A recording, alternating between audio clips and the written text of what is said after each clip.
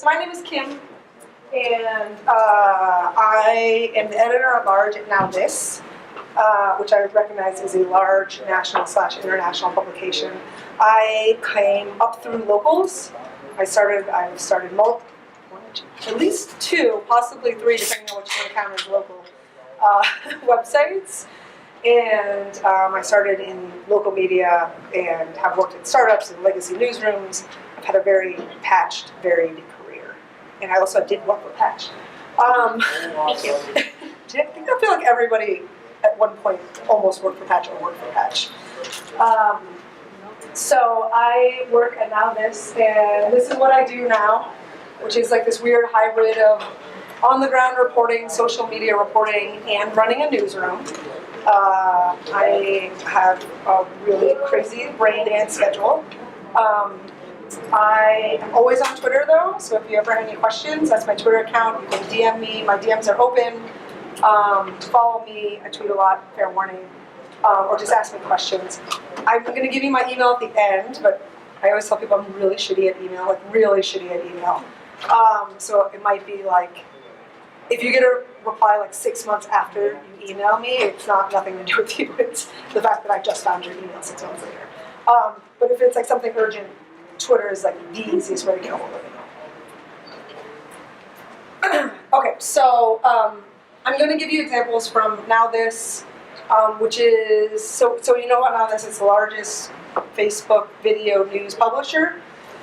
And we're a medium-sized newsroom, I suppose. We're a little under 100 people, counting all of our staff. I work on a very small team, which is just launched a few weeks ago, which is the real-time reporting team. We have a new Twitter account called @Newsroom. Before this, I helped run a startup called Reportedly, which did only social media reporting. It was ran by Andy Carvin, who was at NPR, and I met because I used to work in public radio at KBCC in LA. So I'm still based in LA, and we run it's like a Reportedly 2.1 now, which is what Newsroom is, which is real-time reporting, which is basically built off of experimentation, which is part of what I want to talk to you about today. I don't think my framework for like experimentation is anything new. It is something that if like you follow tech blogs or read a lot about experimentation, fail fast, fail forward, all of that stuff, it shouldn't be anything you haven't heard as like a mantra before in terms of like moving forward in the digital media space. However, what I tried to do is I tried to give you an actual like, this is how you do it. So we say like fail fast, fail forward, or whatever all the time, but no one talks about like, but when you fail, you like want to cry for 3 days. What do you do? So that's what I'm going to try to address, about how to experiment every day and how to deal with that as a publisher or someone that is running a newsroom. So why even experiment? Well, number one, I don't think you can be in the space that you all are in without experimenting. I mean, most of what you do is an experiment, right? You're testing to see if something works in a local news space. It's something new. It's something new to a lot of people. Hyperlocal is not a new idea, but running it the way we do these days, I think, is. And I think experimentation is a lot like cooking, right? There are the basics to cooking, just like the basics to journalism. Tell a damn good story, work with your community, and do your best. But you can add some more spices or mix or match. That's why cooking is better than baking for me, because you can mess with the recipe a little bit. And that's what I'm trying to get people to understand. Like, the recipe will always be the same. You're always going to make the lasagna, but you can swap out beef for pork one time. And that's a very small switch, and nobody might notice but you, but it might make a big difference. So that's what experimentation does. Experimentation, especially for small publishers or anyone that works in a small newsroom, like big, grand, giant experiments are costly and stress-inducing and really difficult to do without like spending a lot of your time and money, which is very precious because we're all very busy. So small experiments, I think, are the way to go. So, but this is supposed to be about social media. So why am I talking about experiments with social media? Because social media is an experiment. everything about social media is an experiment. Facebook, for better or worse, much to our chagrin, changes all the time. I don't think Facebook knows what Facebook is doing sometimes. Like they're testing as much as we are frustrated that they're testing, as much as we are testing. Same thing with Twitter. Everything on social media changes drastically very quickly. So it's the best place to experiment because people don't expect anything but experimentation out of it. There's like a low bar for consistency. A big brand's can experiment and small brands can experiment. It costs the same. It costs just as much for NPR to change how they tweet as it does for somebody in Racine, Wisconsin to change how they tweet. Same cost, same platform, same potential for exposure. And I think I picked this picture also because this is covered up, but like some of these networks don't really count anymore. Like Vine doesn't exist anymore. Google Plus, which is right here, doesn't exist anymore. We all thought we could use Pinterest for news. That didn't happen. You can use Pinterest for lots of other things, but definitely not news. And so we change how we strategize for social a lot. And I think it's easier to do that than to like revamp your whole website, right? Revamp your whole publishing or reporting strategy to I love the idea that the Atlantic, when they decided to do digital, that they grabbed a group of people and said, what would you do to take down the Atlantic and do it over 100%? I would love luxury someday to be able to assemble a group of people and be like, oh, if we could change everything about our newsroom, including our revenue strategy, how would we do that? That's a big gamble. It's a big gamble that only a few people can take. Small gambles on social, I think, can make a huge difference, and you can win a lot faster. You're not betting your whole business. You're betting one very small piece of your business. So that's why, yes. I like cute animal gifts. So small experiments. So I'm just going to draw small experiments. The best advice I ever got from somebody when I went into management was aim for the small win. And I was told this at a very particularly frustrating time in my career when I was like, everything I do, no one listens. I do all these big, crazy things, and it doesn't matter. And I'm just tired. I'm so tired of like pushing against the norm, doing all this. And this person was like, whoa, just try little things. You need a little win. And it's as much about you and what it takes for you to go forward as it is about the publication and your staff. Everybody needs a small win sometimes, and you have to celebrate those small wins. And it's easier to have small wins, and you're not risking as much. So that's why small experiments are easier. It helps me to be able to say like, okay, last month we tried this very tiny thing, and it worked. It worked. I have now enough energy and enough motivation to go to work this month and do my job.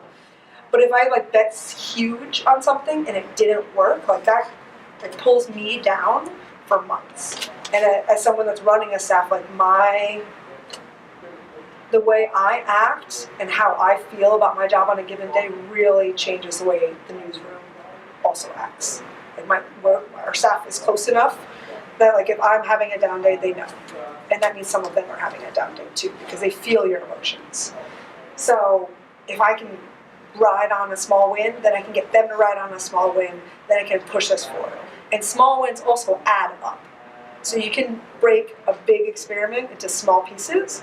Like you want to revamp how you do investigations. Don't 100% change everything you do about investigations. Change one part and then decide whether or not that works. Change another part. Break it into small pieces. Every big idea is a bunch of small pieces put together. So platforms. This is what, like, there are some things that you can't change, right? You can't, if you look at this, you can't start to try to do text on Instagram. That's not what that platform is for. So in some respects, if you're going to do this, if you're going to experiment at all on social media, you have to understand the platforms. You have to take the time. You can't be a publisher and try to be on Snapchat and just one day be like, okay, our site's going to be on Snapchat. And you've never been on Snapchat. Half your staff has never been on Snapchat. You don't really know what there is on Snapchat. You can't do that. you have to take the time to like get to know it. Which, like, for me, when I wanted to learn Snapchat, that meant like calling up my like 14-year-old nephew and be like, how do you use Snapchat? And he told me like all these things I had, basically so teenagers can send their faces to each other. It's like the version, remember those notes we used to fold in like very lovely shapes to each other? It's their version of that. And I didn't realize that, and then I was like, I don't know how to use that for news. Well, maybe I can't use that for news. Maybe I can use it for fun, silly things. And I poked around, I spent some time looking at Snapchat, looking at really good Snapchat accounts, and I found LACMA, which is the LA County Museum of Art, which has a very small, I think it has a small staff. It seems like it has a small staff. I think they have one person running their Snapchat. But all they do on their Snapchat is take photos of their art or exhibits and then kind of make funny jokes about them, and that's it. It's not like, hey, come down to this exhibit, because they know that's like 13-year-olds do not make that decision. But they are trying to get 13-year-olds to care about art. So they're trying to like link art to every day and, you know, make funny, like, what is that generation? iGeneration quips at art and link it to everyday things. So like we as a platform are, now this is on Snapchat Discover, but I fully recognize that most of the people that probably look at our Snapchat Discover are other media people. It's probably not, like I have never met a 13-year-old that actually looks at Snapchat Discover. And so someone can point me wrong, but my nephews didn't even know that existed. And most teenagers I know that use Snapchat on the daily don't know it exists. So it's not to the point where a lot of people do it. Unless you want to count somewhere like Cosmo, where they know that audience, that is their audience. They know how to cater towards teenagers. And so they do a very good job of it. They post the things they care about. But you can't do breaking news on Snapchat. It's just not what a 13-year-old is there for. So other things like Twitter's for breaking, and that's really where, or Donald Trump. Mostly these days, like Twitter's really good for breaking news, and it does video, it does photo, and tweets do well on them, better with multimedia, but it's not primarily for that. That's not why people go there. And I only know that because I spend a lot of time on Twitter. And like Instagram, you can't, like people want pretty pictures on Instagram. They don't want mayhem. They don't want like fuzzy, like stand-ups of reporters outside of somebody's house. They don't want to listen to anything. They want pretty pictures. It's like inspirational. It's like life inspirational. And so it has to be like well taken. And then I think you also need to look at new platforms. Like there's going to be Twitter's not going to exist all the time. Facebook is going to die someday. All of it's going to go away. You know, like we thought LO was a thing. That was not. We thought very many social media platforms would be a thing, and they were not. Like I thought Vine was going to succeed because they had so many people on it. I thought Hipstamatic would beat Instagram. Totally wrong, because their filters were better.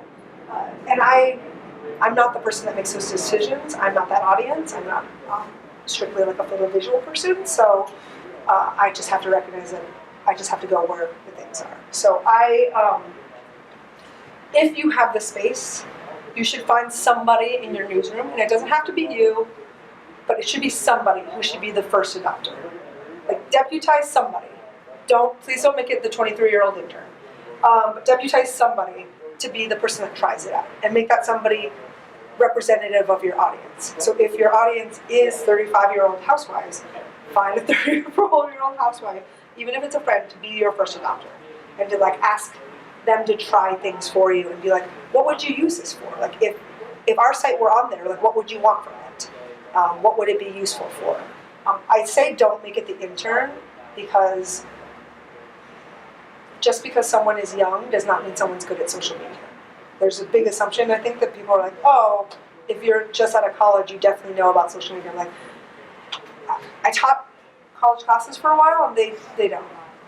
Just because they're young doesn't mean anything. They're actually probably more afraid of social media than we are. Like some of the best people I know that were early adopters were like a columnist at a newspaper who just like really liked to tinker with shit.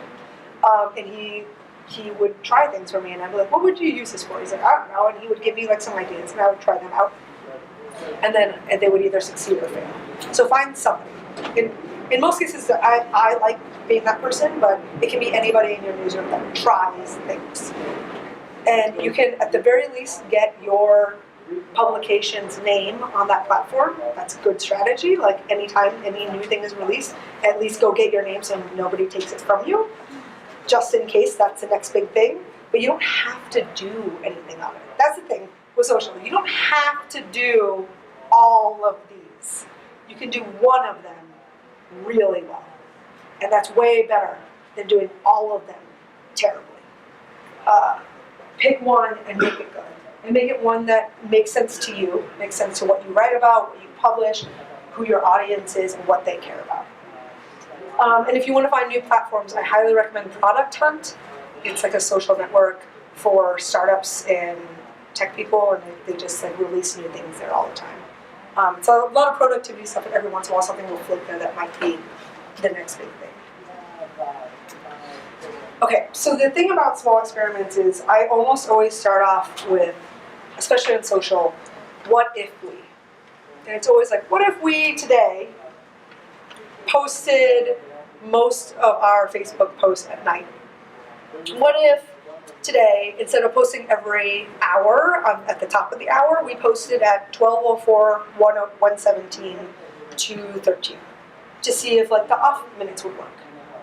What if tomorrow, XYZ, like, just think what if.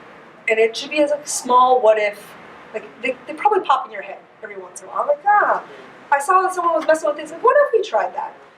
It shouldn't be a big deal to just try a little thing on that. And it's like in terms of, people ask me a lot about social video, because that's what now this does well. And they're like, oh, we should totally pivot to video. I'm like, no, pivot to video. Just try making one video, just one video, and seeing how much time it takes your newsroom to do, and whether it even works, right? Like, don't spend $3,000 on Wibbits or whatever platform to see if it works. Get the demo. Have someone who's into video or expressed interest in it, try it. Do like 2 or 3.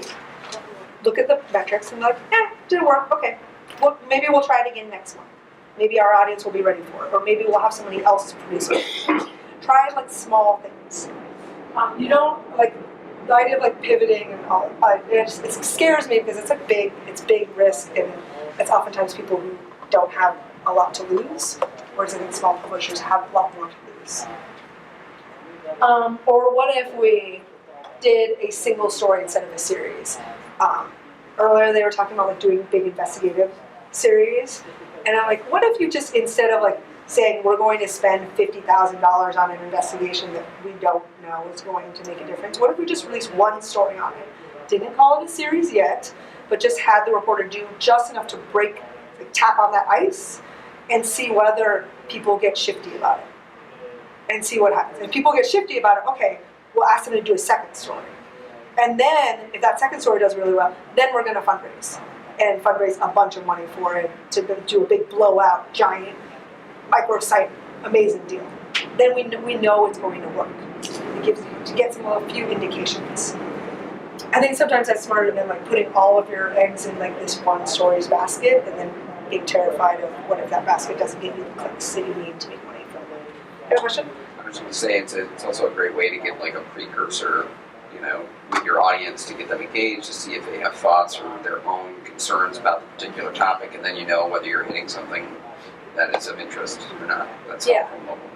Yeah, exactly. And it's like if you do it and then you listen to your audience after the first story and then the second story, like, and they're like, oh, and someone says like, maybe this would make a great podcast. I'm like, oh, we'll do a podcast about it and see if it works. Like, release like one episode and see if it works, and then we'll do more. There's this really great series that was done by the LA Times called Dear John. It was blowout work, and they did a really good series of stories, and they did a podcast, and they're like, because of the success of that, now they're exploring like whether they should do like a TV show or like more, or like a series of videos on it. And I think that would get different audiences. So you don't have to release all of it at once. Someone who's going to listen to a podcast is going to be different than somebody that's going to read your long read, right? That's not the same people. I don't listen to serial podcasts, but I do read long reads, and I do watch videos. So you can get me in 2 different places, and it might be a different version of that story that I would find interesting. You don't have to release it all at once. You can do it bit by bit, and no one's going to say anything. So I'm going to try to give you an example. So one test. So this was the launch story for Newsroom, in which we have no money for, and we were doing for fun. We got the account, which was very lucky. It's at Newsroom, and we had been sitting on this account for months, thinking like we need to do this we want to launch it on the right thing, something that makes sense. That's good. Like we're not just going to launch it to launch it. We're going to wait for the right thing. So we got a tip that in St. Louis there was going to be a ruling about a cop shooting, and it was probably not going to be the ruling that most people want. It's probably going to be yet another white cop not indicted or found not guilty of shooting another young black man. So we did that, and then we're like, what if we sent some people on the ground, which is what we wanted to do anyway, but then what if we had someone stay home and direct that coverage? So I went, and my coworker Andy stayed in New York and directed coverage. Like literally sometimes it was just like, you need to go 2 blocks over because that's where the protesters are now. You're in the wrong place. Based off of my live tweets. We had to watch live streams because that's just the way live breaking coverage is now. And he was able to look at the totality of the story, and I was able to focus on what was in front of my face. Which, especially because I was live streaming, I could only focus on what was in front of my face. I had no idea what was going on 2 blocks over. That cost us nothing. Andy was working for us anyway, would have probably done that anyway out of concern for me. And I was going to go anyway, and it worked amazingly well. We got a way better story out of it. There are lots of things about this project that did not work and are not working, but that's one thing that is working. Why it worked is it was one story. We went saying like we would do at least one video story out of it. We don't have to do 17. We're just going to do one, and not expect to do more than that. And it was limited exposure. We had never covered anything in St. Louis before. It was something like if everything fell apart, it would have been, we would be out a few $1,000s for sending people there, but that's about it. And we didn't have a lot of competition because we knew we had something that everyone else didn't have, which was we got the tip about the ruling, and there was I think HuffPo was the only other place there besides locals. And we also, we were smart, and as opposed to all other national media, we called a bunch of local reporters like, hey, we're coming. Would you like to hang out or talk to us or be in our videos? And that helped a little bit with how people felt about us on the ground. So I gave you all these things that you could do, but how do you pick which one you're going to do now? How do you pick which platform you're going to do? And that's usually the question, how should I be doing Snapchat instead of Instagram? Should I be on Twitter? Here, David. Okay. And that is a question that it's hard, right? I can't tell you. I can tell you for me what I would be doing right now if I were you. I'm not you. So I can't give you solid advice on should you be on Snapchat? Maybe you should. Maybe you have more 13-year-olds in your audience than you think you do. Or maybe you do have a lot of really great photos and you could be on Instagram. I don't know enough about your audience to do that, but I can tell you that if you're going to try anything new on social media, this is a base recipe for me. One, you need a champion, which is usually that person who you've deputized as a first adopter. Because it's usually somebody who is great. Somebody who is, I really love the Seth Godin book, Linchpin. It talks about how some people are linchpins, which means they constantly have new crazy ideas all the time, and how some people are cogs, which means they need prescribed. They want to go in, clock in the 8 to 5 and go home. Linchpins are meant to be first adopters. Linchpins are meant to be champions of small experiments. You do not want a cog running a small experiment because they can't see outside of their small, what they want. And that's nothing against them. You need cogs. You need someone to turn out stories every day. You need someone to do what needs to be done every day. But you also need linchpins in your newsroom. You need someone who's going to be I got a crazy weird ass idea. Can we try this crazy weird ass idea just one day? And then you need a devil's advocate. You need somebody who's going to push back. And not in a mean way, not like a naysayer. I'm not saying someone should be an old curmudgeon about things. But you need somebody who's going to make that idea better. And in a lot of instances, that is the role of a manager or the role of an editor or a publisher, but it can be somebody else in the newsroom. When I worked at KPCC, my friend Eric was always a devil's advocate. He supported many of my ideas, but he loved poking holes in my strategy and in my plan. And he made a lot of my small experiments a lot better.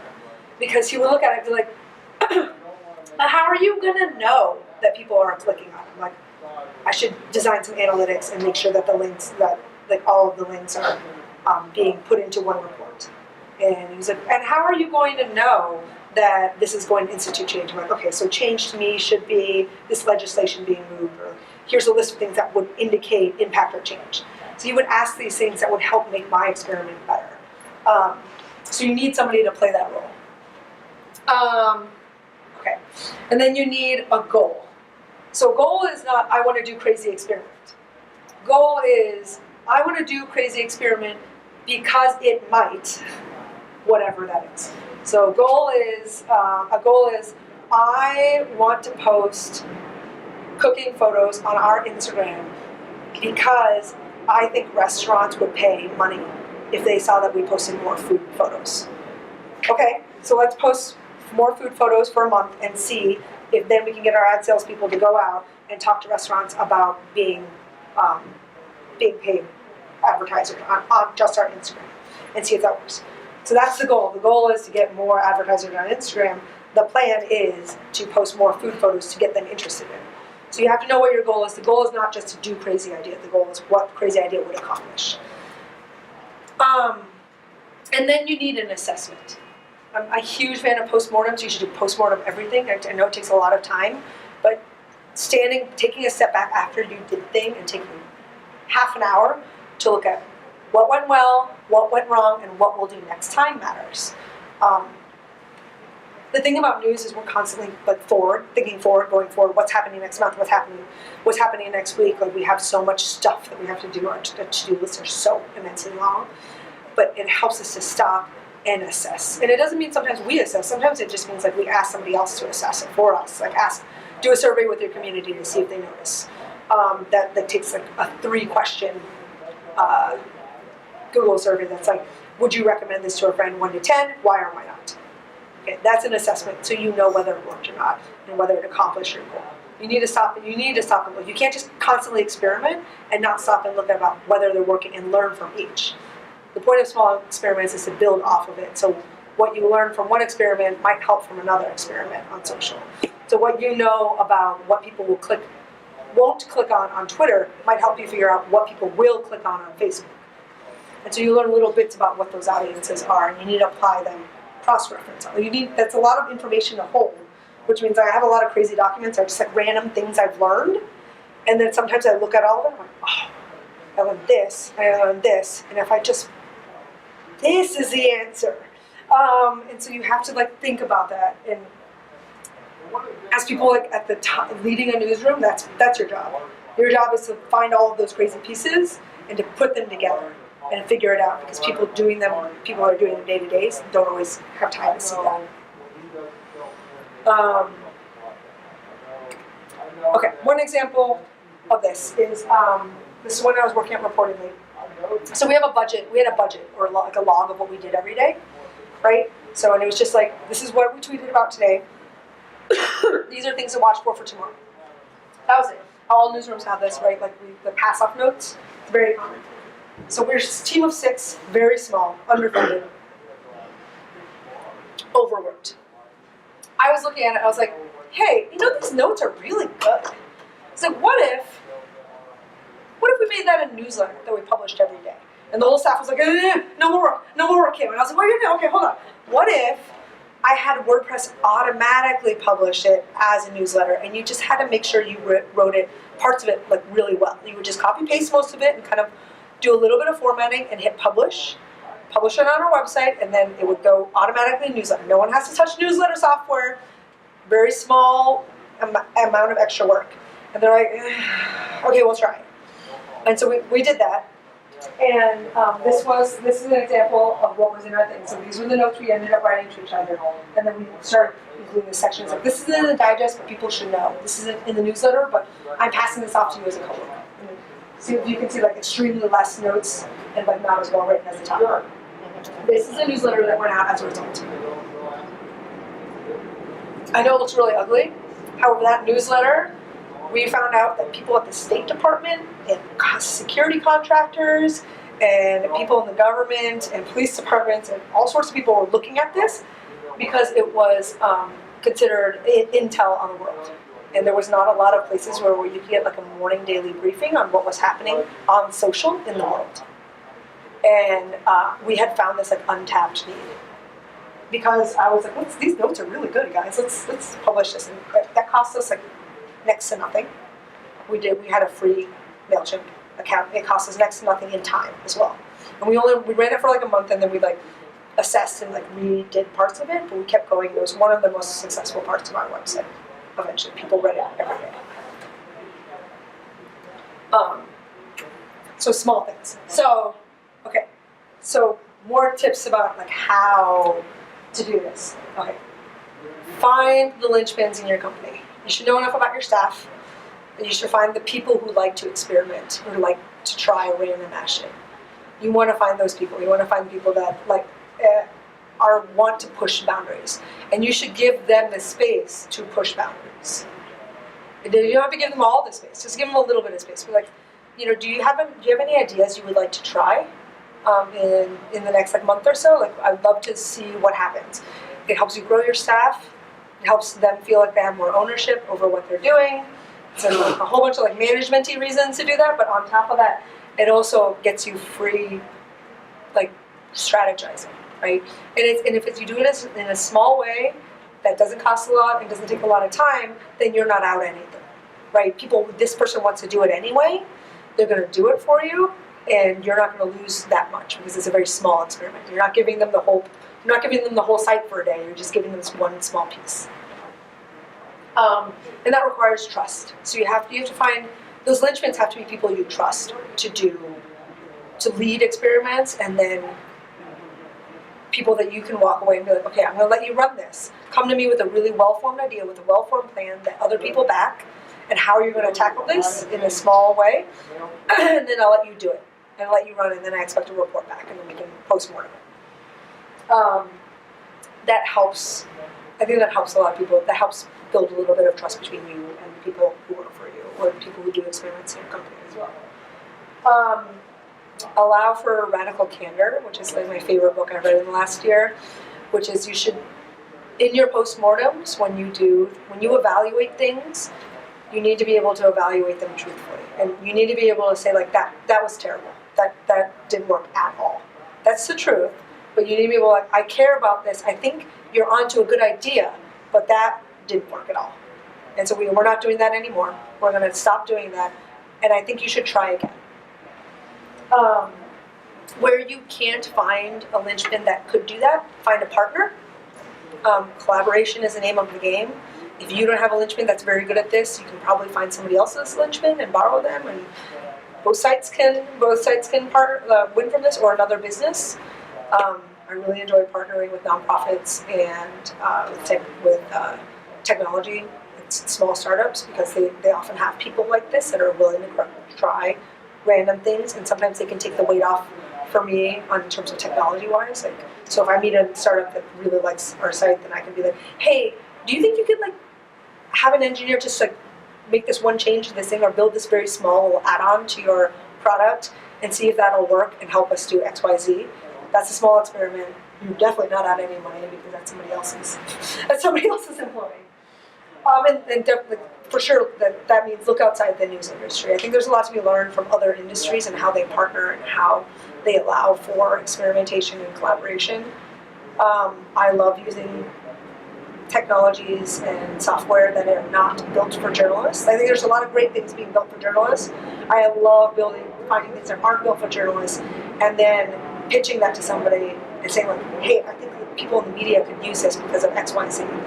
And it's usually something that is interesting and is worth a try. Right? I can usually get a demo out of it when I do that. Because they're like, we've never partnered with a media person. I'm like, well, give us a demo for like 6 months and we'll see if this works.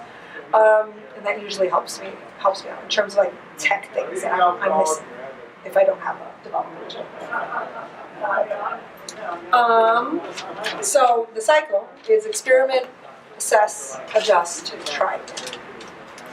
And I don't suggest that you should do 20 experiments at once. I suggest you do one at a time. Pick a platform. We're going to mess around with our Twitter for 6 months and see what works. And get a list of experiments and things you want to try from your staff and from yourself. Build out time to do that, and build out time to assess all of them, and then come back and you'll probably have a better Twitter account by the end. Stagnation does not work on social media. You cannot continue. When I started on social media, we were posting RSS feeds, straight RSS feeds, and that was it. And that was like top of the game. Like that was like the best thing you could do on Facebook and Twitter. That is not what you should be doing now. So you can't sit still. You have to experiment in order to get that audience. And that audience, for better or worse, is interesting and can help your brand out a lot, help your sites out a lot. It can get you new audiences you might not reach. Because as much as I might complain about platforms and how they run things and the things they do against journalism, there's also a lot to be gained from them. And then last is you don't always win. You're gonna fail. And so earlier I talked about fail fast, fail forward when you try things on social. So fail, and then mourn your failure. Everyone should mourn failures, because I think it's crazy that people are like, oh, fail, and then just move on. Like, I don't know, maybe I'm emotionally tied to my work more than most people. Usually when I fail, I cry a little bit, or I go home and I have like a bottle of wine. That's totally cool. You should allow your staff to do that. You should allow your newsroom to do that. Man, that really sucked that didn't work. What are we going to try next? Because if you fail and then you let that failure sit, then you're never going to try anything ever again. If you fail and you look at that failure and pick it apart and figure out what you can learn from it for the next time, then you're definitely on your way to success. And so this is from a book called The Hard Things About the Hard Things by Ben Berkowitz. I always forget his name. And he is now a VC, helps run a VC. Horowitz, sorry. He's half of Andreessen Horowitz, if you've ever heard of like the Silicon Valley, like poured millions of dollars into companies thing. He's the Horowitz half, and he's started and failed a lot of companies. And this book is like fantastic about the parts of the shitty parts about running something. It's all about like how to fire your friend and what happened. Like, come on, like, I've had to fire a friend before, and it's like no one gives you advice on that. There's no advice in the world about how to fire someone you actually personally like, or like how to do layoffs, which I had to do reportedly, and I had never done in my career, and was possibly one of the worst things I've ever had to do. And there was no advice on the internet. There's no advice written on it. So this book is all about like hard things like that. And this is the thing that I stick to. So the quote is, "You must believe there's an answer, and you cannot pay attention to your odds of finding it. You just have to find it." I'll let you read the rest, but I put that right after failure because I was talking to somebody. I think I was talking to Simon about this, and I was like asking him about his news impact. And I was asking him about it. I was like, what if this doesn't work? And he was like, I'm going to be really sad. I'm like, no, don't be sad. People will be sad. But if it doesn't work, then you're one step closer to finding the answer. And that's why I think that's why I'm a journalist. I like finding answers, and I want to find a solution to finding people's story needs and like filling a need in society and changing the world. And every time I fail, I remind myself it's one step closer to finding the answer. It's not a failure. It's a step toward the answer. You have to fail to succeed. No, but it's very rare that you're like, I'm going to try this experiment, and you do that 15 times and they all succeed. You usually mess up a few times, and then you figure out, based off of what you messed up on, what you can change and what the answer is. So every failure is, in that way, a success. So everything you do on social that doesn't work means that you now know one thing that doesn't work, and so you can now cross that off the list of the things you think might work. We have a little bit of time. Sorry. I talked longer than I thought I would. Questions. Now I will answer any questions you have about social media or experimentation. I told you it was a deal. In the back. Can you give a few examples of news organizations that are using Snapchat well? If at all? Most of the millennial-focused news organizations do a better job because it's the audience. To that end, though, like I think we fail on Snapchat a lot, and we're a millennial-focused publication. She doesn't do it anymore, but Masuma Ajuha used to do a really great job with Washington Post politics, and I thought they did a really smart job. And I actually don't think most news brands do Snapchat well. You know what? I think like places that are outside of news have figured it out. It's like for branding, it's for fun, it's for silly things. Cosmo is the only place, the Cosmo, Teen Vogue are the only places where I think that they've got, but they already had that voice, so it's really easy for them, right? Like you can't like ask the New York Times all of a sudden sound like Teen Vogue or Cosmo. Like that's just like too much of a shift, and I don't think their team will want that. So I think look outside journalism. Don't look at news organization. Look outside journalism and figure out what you can do that's like them. Because you have an art section, you could do the thing Lachman's doing with your local galleries, right? It doesn't have to be about news. It shouldn't be about news even.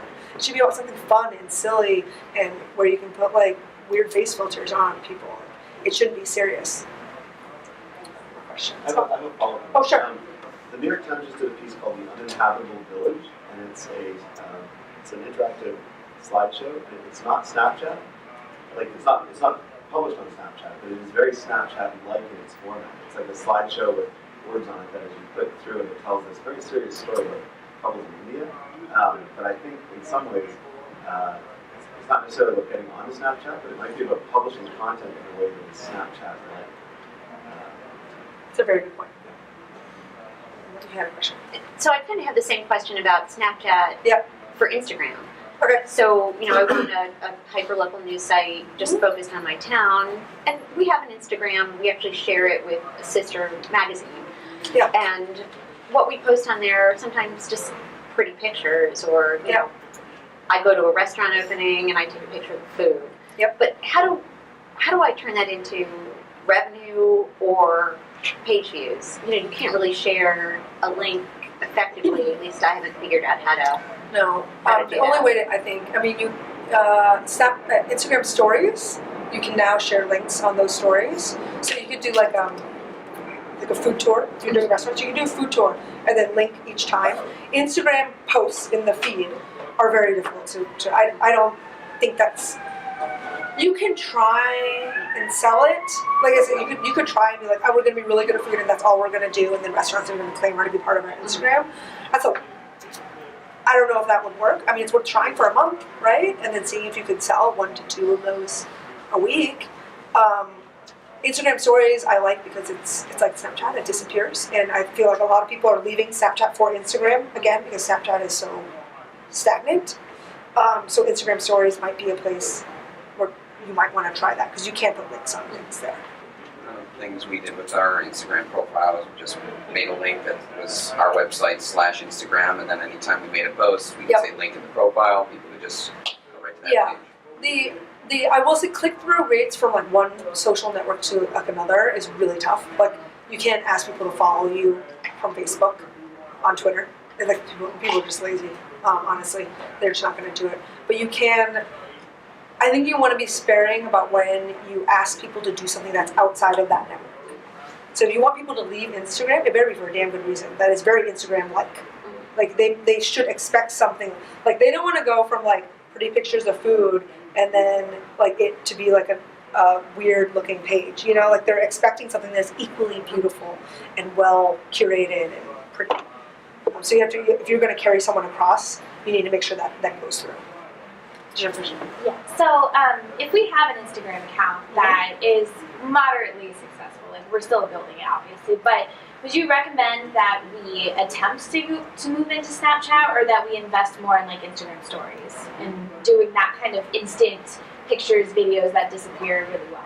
If you're doing well on Instagram, you should build that out as far as you can. At the point at which you stagnate on Instagram is when you want to like try another network. I think especially if you have limited resources, like what are you going to get from Snapchat? I don't know, and we were wondering like, if because it was kind of the thing where like we do a lot in high schools, like we cover high school football, we cover like proms and stuff. So we were like, well, what if we got a Snapchat filter that they could use, or like Snapchat at the dances? And then we were like, is it possible for us to be on the Discover page, and do people use that? But you're saying not really, so it's kind of like It's not worth your time. Yeah. Like pick and choose what you'll be successful at, right? So if you're already doing okay on Instagram, work on being, it's very similar to Snapchat. And if you don't have like a good, solid either business or editorial reason to add another platform, don't do it. I think you might, like, if you have somebody who wants to try being on Snapchat and someone's like super gung-ho about it, like, okay, give it to them and like send them out to the high school dances for a weekend and like spend like $50 or whatever on the filter and then evaluate, and then you can be like, oh, that didn't work, no one likes us on Snapchat, never doing that again. But don't pull everything you've got that's going well into a new platform. So that would be like, you don't have a goal to experiment. Yeah, right. Yeah. Related to that, Instagram stories, they have to be something taken in real time, they disappear. Just kind of curious about how you guys handle your editorial decisions, how you make decisions about which platforms you're going to do a story on, and similarly, how you decide workload. Is it something where you send two people because one's going to be doing an Instagram story and the other might be doing a video, and they're so different, just curious. We have one person doing Instagram stories because of voice, because partially for like Instagram and Snapchat and a lot of social media platforms, voice matters. So if you have like a 45-year-old woman running your Instagram one day and then like a 22-year-old gay man running it next day, like that voice is, maybe it'll match. I don't know. Like, usually when I work on platforms and it's a team run thing, I usually try to get platforms to be run by people who sound alike. And it doesn't have to mean they look or are alike, but their voice sounds like the way they talk, the way they post on their own networks. And if they can't do that, then I do a team exercise where, this is really silly, but I say your Instagram chat is a person. Make it a person. So make it Tina, who is 17 and goes to this high school and lives here, and then issue that as a memo. I know this sounds crazy, but issue that as a memo. Like, decide that as a team. Issue that as a memo, and then tell anybody that posts to that account, this is who you're posting as. Post as this person. So adjust your voice to sound like Tina, who's 17, who lives in this high school. And so that makes it a little more consistent if you're doing that. But if you're for on the ground coverage on stuff, asking people to multitask is really hard. I think you can ask a photographer to take some extra photos on Instagram, but you can't ask them to do like a full live stream and take really good photos for you. So at that point, you have to decide what's more important to you in this story. Do you need great photos for this story this time? And can you sacrifice really great photos for decent photos and a test at Facebook Live or a test at Instagram Stories? Is it worth it for this story? Is it a low loss story? Like, it's not like the biggest story of the news of the year, but it's like, biggest story of the week. Okay, like we could stand to lose a little bit of traffic or lose a little bit on that. It's like a constant figuring out how much you have, how much risk you want to take that day for that thing. So that's what I do. I will say, anything that's live-ish, it's really hard to ask that person to do more than that live-ish thing. So if you're asking them to post live on Instagram every few minutes, or go on live on Facebook or Periscope or whatever, you shouldn't ask them to do something else. As someone who does that, I can't do that. I can barely tweet and walk at the same time. Much less Periscope and tweet and walk and be in a weird situation. And do a good job covering the story, honestly. You can definitely, I've seen reporters who will put a clamp on a regular camera and then, put their iPhone up there, but then no one's really doing anything with the live feed, and so it's not a good use. If you're going to go in on something, you should go at least 75% in. There's no 25% in. Going 25% in, in on something, putting 25% of someone's effort while they're doing 75% something, it's you're not going to, how much success could you really expect to get out of that guy who's not tending the live stream, that might have all of a sudden crazy racist things going on, and no one's moderating because he's not paying attention because he's focused on the other things. Oh gosh, he did the thing. I'm around tomorrow and today. If you have any questions, Twitter. email. And I have business cards if that's easier for somebody. Thank you.